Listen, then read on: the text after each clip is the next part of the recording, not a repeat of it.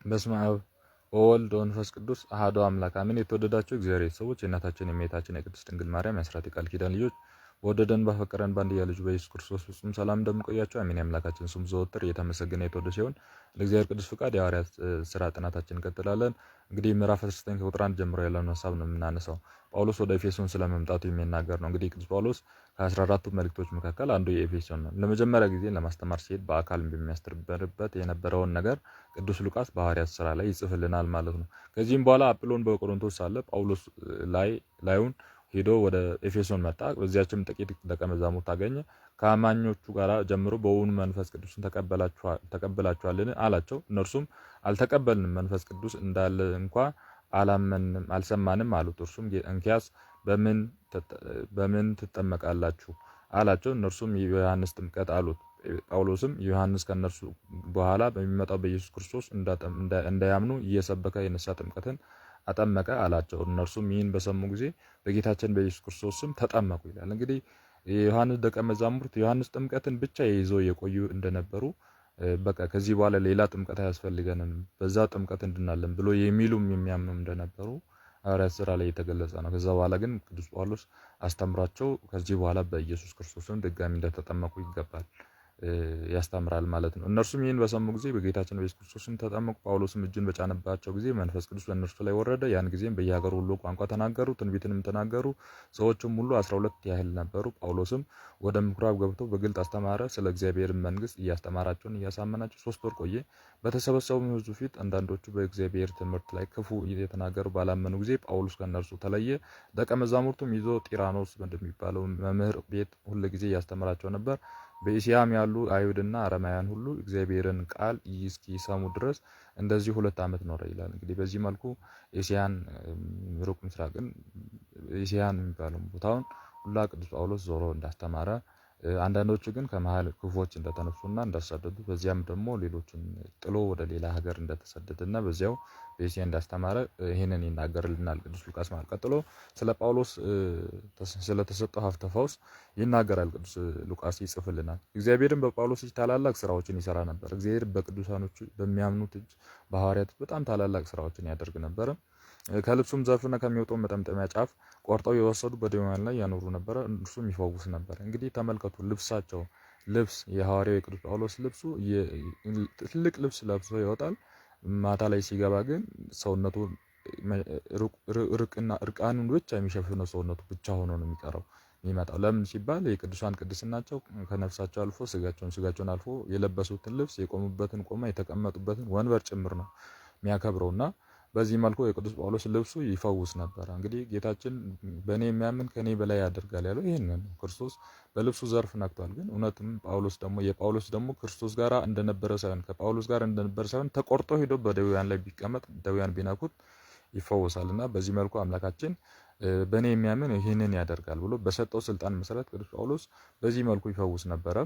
ከአይሁድም አስማት እያደረጉ የሚዞሩ ሰዎች ክፉዎች መናፍስት ባሉባቸው ጳውሎስን በሚያስተምርበት በኢየሱስ ክርስቶስ እናምናለን እያሉ የጌታችን የኢየሱስ ክርስቶስ እንዲጠሩባቸው ነበር። እንዲህም እያደረጉ የነበሩትም የካህናት አለቃ የአይሁዳዊ የአስቄዋ ልጆች ናቸው። እነርሱም 7 ነበሩ። ያም ክፉ መንፈስ በኢየሱስ አምናለሁ፣ ጳውሎስን አውቀዋለሁ፣ እንግዲህ እናንተ እነማን ናችሁ ብሎ መለሰላቸው። ያም ክፉ መንፈስ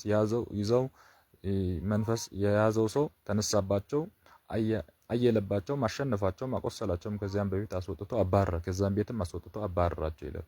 እንግዲህ በጳውሎስ በሚሰብከው በኢየሱስ ክርስቶስ ሙጣ እያለ አጋንንትን ሊያወጡ ሲሞክሩ 7ቱ ናቸው፣ የአስቄያ ልጆች ናቸው። አይሁድ በመሆናቸው ብቻ በክርስቶስ ሳያምኑ ለማስወጣት ቢሞክሩ ኢየሱስን አምነዋለሁ አለ ሰይጣን። እንግዲህ አምነዋለሁ ያለው አምላክነቱን በትክክል መረዳቱን ነው እንጂ እሱ አምላክነቱን ተማምኖ ማረኝ የሚል ስላይደለ እምነቱ ይሄ ነው። እግዚአብሔር እንደሆነ ያምናል፣ ግን እግዚአብሔርነቱን አምኖ ማረኝ የማይል አጋንንት ስራው ይሄ ነው። ህይወቱ እንደዚህ አይነት ነገር ቢኖር ማረኝ ቢል እግዚአብሔር በተለያየ መልኩ ማዳን የሚችል ማማር የሚችል ነው እና ኢየሱስን አምነዋለሁ ጳውሎስን አውቀዋለሁ አለ። የክርስቶስ ሐዋርያ እንደሆነ እርሱ ብዙ ማድረግ የሚችል መሆኑን አውቀዋለሁ። እናንተ ግን ማናችሁ ብሎ ደበደባቸው ማለት በሰውየው ላይ ያደረው መንፈስ ይዞ ደበደባቸው፣ አቆሰላቸው፣ ከዛም ቤትም አባረራቸው ማለት። በዚህ መልኩ ክፉ ጋኔን በያዘው ሰው አማካኝነት ይህንን ነገር ተደረገ። ይህም በኤፌሶን በሚኖሩ በአይሁድና በአረማውያን ሁሉ ዘንድ ተሰማ። ሁሉም ፈሩት፣ የጌታችን የኢየሱስ ክርስቶስን ከፍ ከፍ አደረጉ። ያመኑበትም ሁሉ እየመጡ ስለሰሩት ንስሐ ይገቡ ነበር። ብዙዎችም አስማተኞች፣ ጻፎችም እየሰበሰቡ ያመጡ ሕዝቡም ሁሉ ፊት በእሳት ያቃጥሉ ነበር። ያቃጠላቸው መጻሕፍቶቹ ዋጋው 50 ሺህ ብር። እንዲህም አያሌ እግዚአብሔር ቃል በኃይሉ ያድግና ይበረታ ነበር። እንግዲህ አንድ ሰው ንስሐ ከገባ በኋላ ኃጢአት ውጤት የሆነውን ነገር ማውጣት ይገባል። አካውንቱ ላይ 50 ሺህ ብር ሰርቆ አካውንቱ ላይ 50 ሺህ ብር አስቀምጦ ንስሐ ቢገባ ፍጹም አይደለም። 50 ሺህ ብሩን ለበደሉ ሰዎች መመለስ አለበት።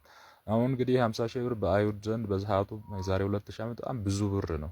የሰይጣን መጻሕፍቶችን የክፉ አጋንንትን ጥንቆላ መጻሕፍቶችን አጠቃላይ ሰብስቦ ያመልኩባቸው፣ ይሰግዱላቸው፣ ይጸልዩባቸው የነበሩን አጋንንትን መጻሕፍትን ሰብስቦ አቃጠሉ። ያቃጠሉት መጻሕፍት ብር ቢተመን 50 ሺህ ብር አካባቢ ነው።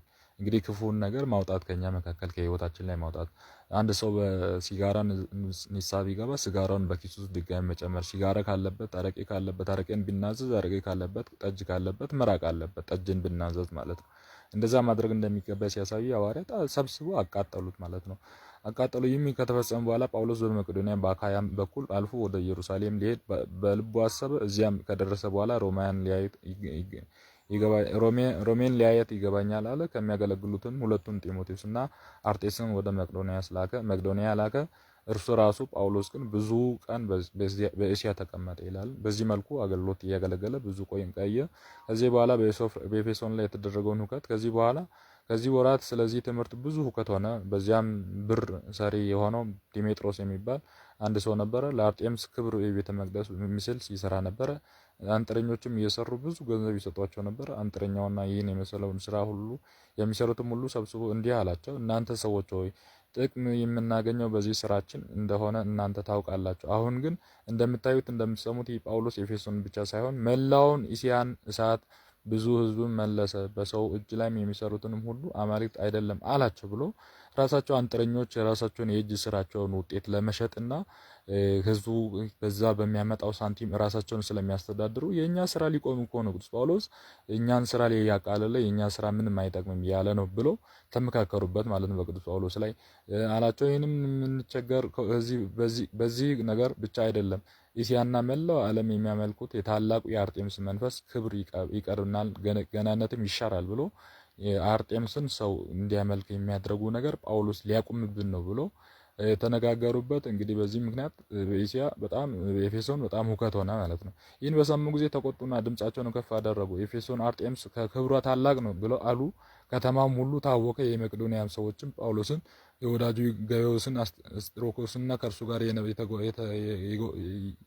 እየገቱ በአንድነት ወደ ጨዋታ ቦታ ሮጡ። ጳውሎስም ወደ አሕዛብ መካከል ሊገባ ወዶ ነበር። ነገር ግን ደቀ መዛሙርቱ ከለከሉት። ከእስያም የሆነውን ታላቆቹም ወዳጆቹም ወደ ጨዋታው ቤት እንዳይገባ ልከው ማለዱት። በዚያም በጨዋታው ቦታ የነበሩ ሰዎች እየጮሁ ቆዩ። በሌላም ቋንቋ የሚጮሁ ነበሩ። በጉባኤ ታላቅ ድብልቅልቅ ሆኖ ነበር። እነርሱም የሚበዙት ግን በምን ምክንያት እንደተሰበሰቡ አያውቁም ነበር። በዚያ የነበረው አይሁድ እስክንድሮስ የሚባል አይሁዳዊ ሰው በመካከላቸው አስነሱ። እርሱም ተነስቶ በእጅ ምልክት ሰጠና ለሕዝቡ ሊከራከራቸው ወደደ። አይሁድ እንደሆኑም ባወቀው ጊዜ የኤፌሶን አርጤምስ ክብር ታላቅ ነው እያሉ መጮህ ጀመሩ። በዚህ መነሻነት ሕዝቡም የጣዖቷን ስም እየጠሩ የአርጤምስ አምላክ ክብሩ ታላቅ ነው እያሉ መጮህ ጀመሩ። ከዚህ በኋላ ከተማው ጸሐፊ ተነስቶ ሕዝቡም ጸጥ አሰኝ እንዲህ አላቸው፣ እናንተም የኤፌሶን ሰዎች ሆይ ስሙ። የኤፌሶን ከተማ ታላቂቱ አርጤምስን ከተማ የወረደውን ጣዖት እንደምትጠብቁ የማውቅ ማን ነው? ስለዚህም እርሷን መቃወም የሚቻለው ያለ አይመስለኝም። አሁንም ይህን በጥበብና በክርክር ላይ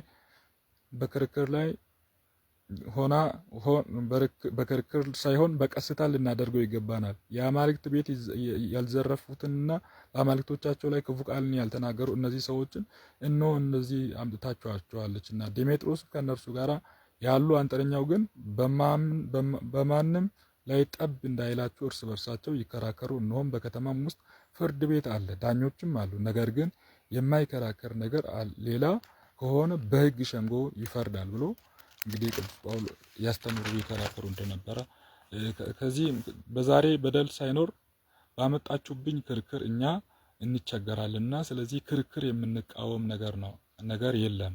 ይህንንም ብሎ ሸንጎ ፈታ። እንግዲህ በክፉዎች ማህበር የክፉዎች አንድነት እንደሚበተን የቅዱስ ቃሉን የእግዚአብሔርን ቅዱስ ቃል ለማወክ የተሰበሰቡት ሁሉ እርስ በርሳቸው ተበታትነው ተለያዩ ማለት ነው። እንግዲህ ቅዱስ ጳውሎስ ላይ መከራ ለማድረስ ነበር ይሄ ሐሳብ። አንጥረኛ ስለነበሩ እነሱ ባዘጋጅተው የሚሸጡት በመሆኑ ይሄንን ያደርጉ ነበር። ግን በእርግጥ በመጽሐፍ ቅዱስ አንጥረኛ ከነበረበት ወይም ጣዖት ቀርጾ ከሚሸጥበት አንድ ቅዱስ እግዚአብሔር እንዳስነሳ እናምናለን። አብርሃም ይባል እንደዛ አምኖ መመለስ ይቻል ነበር። ግን እነዚህ ሰዎች ገቢያችን ይቀርብናል፣ ሳንቲማችን ይቀርብናል፣ እኛ የምንጠቀመው ከዙ የምንጠቀመው ይቀርብናል በማለት ይህንን ነገር አደረጉ። ከዚህ በኋላ ጉባኤ ራሳቸው ሰበሰቡን። በሰበሰቡት ጉባኤ መሰረት አርጤምስ አምላክ ናት፣ ማንም ከአርጤምስ በታች ነው፣ አርጤምስን ሚነካ ማንም እንዳይኖር የሚል ውሳኔ ሲወስኑ እርስ በርሳቸው ባለመግባባት ተበተኑ። እንደተበተኑ ሐዋርያት ሥራ ምዕራፍ 9 ይገልጽልናል ማለት ነው። ያስተማረን የመከረን የገሰጸን የቅዱሳን አምላክ ስም ዘወትር የተመሰገነና የተወደሰ ይሁን። እግዚአብሔር ቢፈቅድ ቀጣይ ላይ ምዕራፍ 20 እንመለከታለን። ያስተማረን በድጋሚ ስሙ የተመሰገነ ይሁን።